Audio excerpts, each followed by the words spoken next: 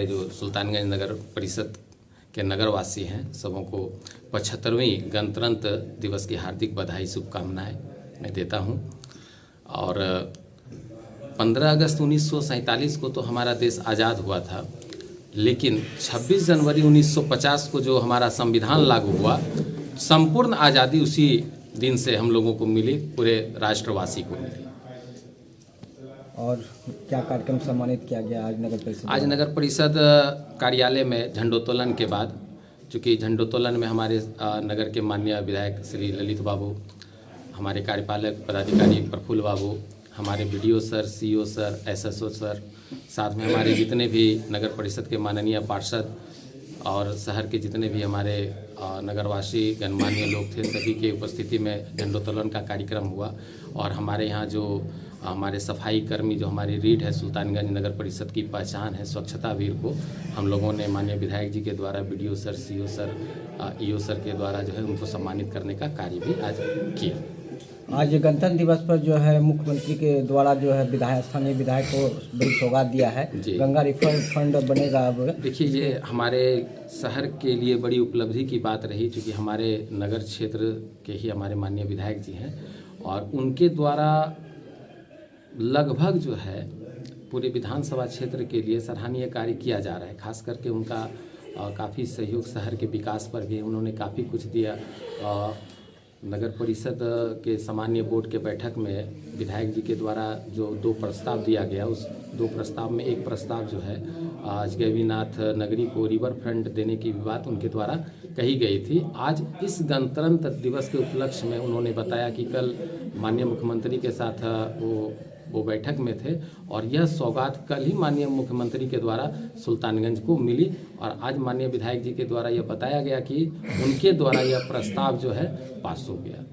और दूसरी बात, सियासत जो है, राजनीतिक का हलचल हो रहा है, जदयू और बीजेपी में शामिल होने की बात सामने आ रहा है पटना का, क्या कहेंगे, किस नज़र से देख रहे हैं? देखिए, हम सब एक हैं, दलगत बात अलग है।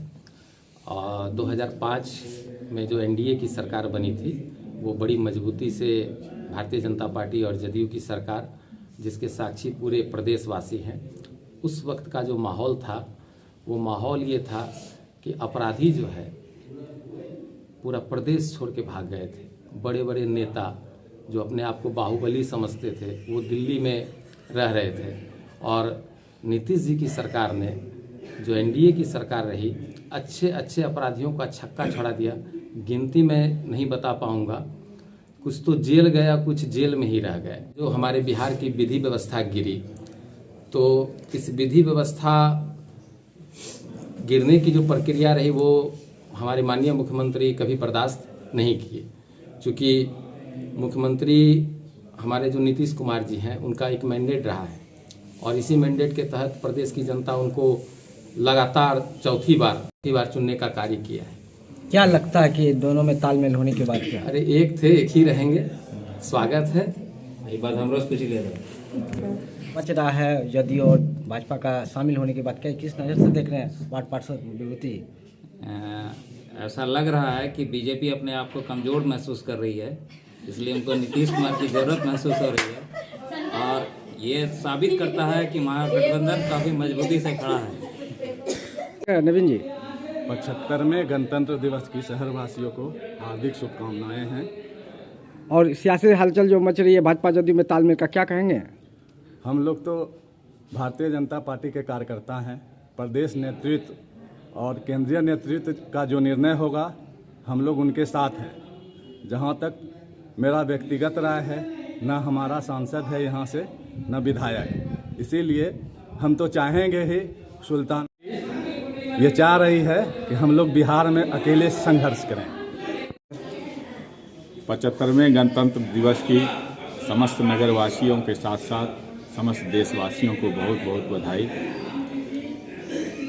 सियासी जो हलचल मच रहा है जदयू और भाजपा में तालमेल का, क्या कहना चाहेंगे संजय जी?